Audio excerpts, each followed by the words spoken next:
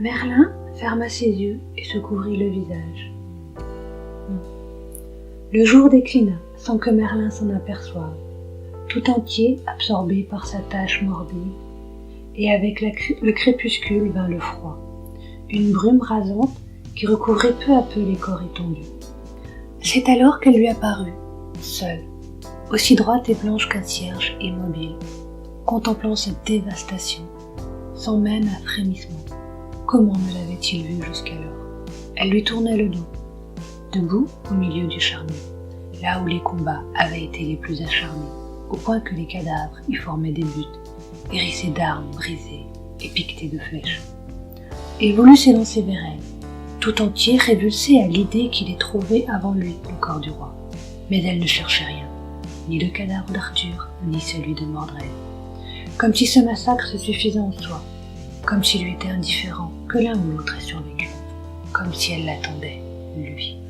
Merlin resta un moment interdit, ravagé de remords à mesure qu'il comprenait enfin ce qu'il n'avait su voir, lui, le devin, le nécromante, depuis tant de mois. Guenièvre se tenait immobile, lumineuse et indifférente, comme nimbée de cette brume montante. Il frémit lorsque les yeux calmes de la reine se posèrent sur lui, puis s'avança vers elle en s'efforçant de dominer sa peur et sa rage. Guenièvre de Jean-Louis Fedgen, c'est un petit peu la fin du royaume arthurien, un petit peu le déluge total. Le seul homme que Guenièvre n'ait jamais aimé, ce n'est pas Arthur, elle ne l'aimait pas. Le seul homme qu'elle ait aimé, c'est Lancelot. Lancelot et Arthur étaient amis, et ils se sont déchirés jusqu'à la guerre. Tout le monde autour de Guenièvre, tous ceux qui s'approchent d'elle, meurent, hommes, femmes, ils meurent. Guenièvre, Gwynifar, en elfique, la Dame Blanche, annonciatrice de mort, la Dame Blanche éternelle, qui recherche celui qu'elle aime. Bonjour à tous, je suis ravie de vous retrouver pour une nouvelle vidéo dans un cadre un peu particulier. Donc comme vous pouvez le voir, nous sommes à Avalon, au bord du lac, où se trouve Excalibur immergé, gardé par la Dame. Vous avez également l'île par derrière, par là, l'île où Lancelot y avait mis sa lance de fer, le deuxième, un des deux objets divins. Il y a donc également la pierre qui se trouve au niveau de la table ronde d'Arthur. Et il y a le chaudron du savoir qui se trouve au milieu de la forêt. Donc aujourd'hui que l'on appelle le Saint Graal. Je ne peux hélas pas vous montrer ces objets. Ce sont des objets mythiques qui sont bien sûr protégés et gardés par les elfes qui se cachent et qui nous observent à l'heure actuelle. Cette vidéo, dans un cadre un peu particulier, c'est pour le livre que j'ai lu dans le cadre du Book Discovery. Donc le Book Discovery, je ne vous présente pas vraiment ce que c'est, je vous mettrai tous les liens en barre d'infos pour les explications. C'est organisé par Kevin de la chaîne Palace of the Book. J'ai été en binôme avec Laetitia de la chaîne Laetitia Lecture 93, si je ne me trompe pas, comme d'hab, tout en barre d'infos. Et sur les 3 livres qu'elle m'a proposés, j'ai choisi de lire Guenièvre, la Dame Blanche de Jean-Louis Fedgen. C'est un livre que j'ai beaucoup aimé, de légende arthurienne.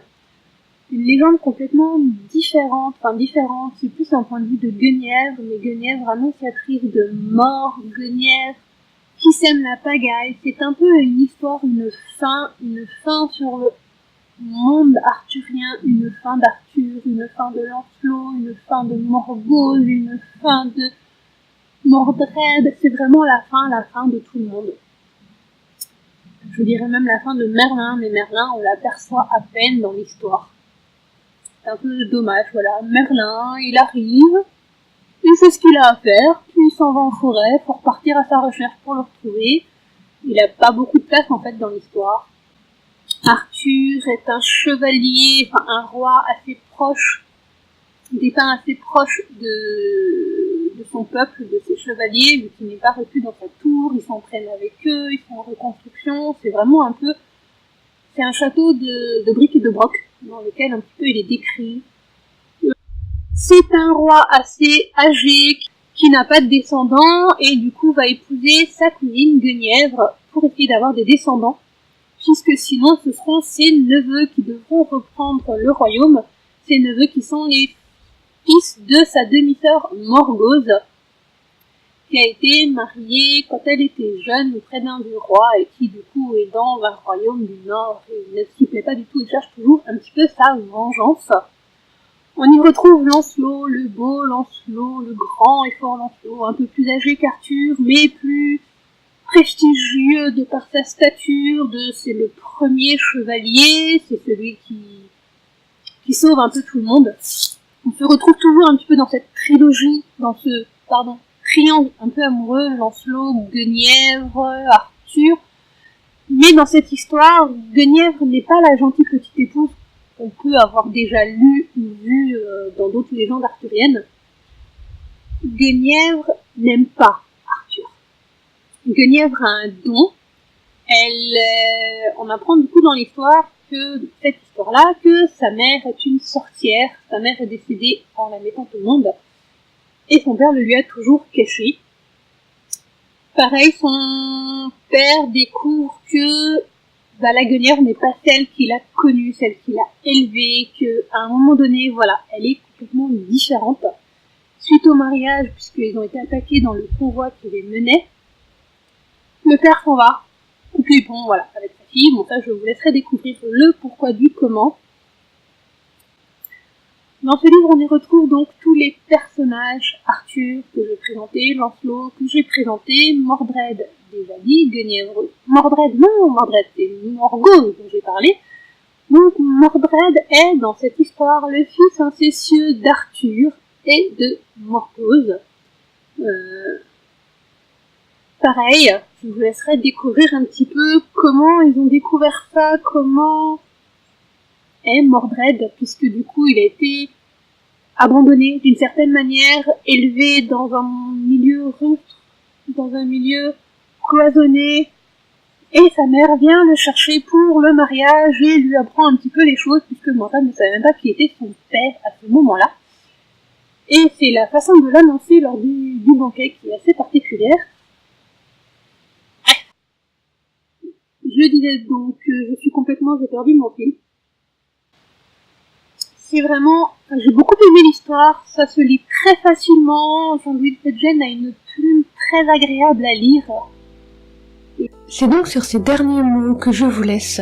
Je vous ai complètement embrouillé l'esprit, j'en suis désolée, je vais vraiment essayer de rattraper un petit peu les choses, mais voilà. Les bords d'Avalon, c'est magnifique, on se promène, on observe les lieux, et on oublie un peu le fil de ce qu'on veut dire, simplement même parce que les elfes autour qui nous observent, les petits animaux des bois, ne souhaitent pas qu'on révèle leurs secrets. Donc je vais simplement continuer ma promenade, et je vous dis à très bientôt pour une prochaine vidéo. Ciao ciao.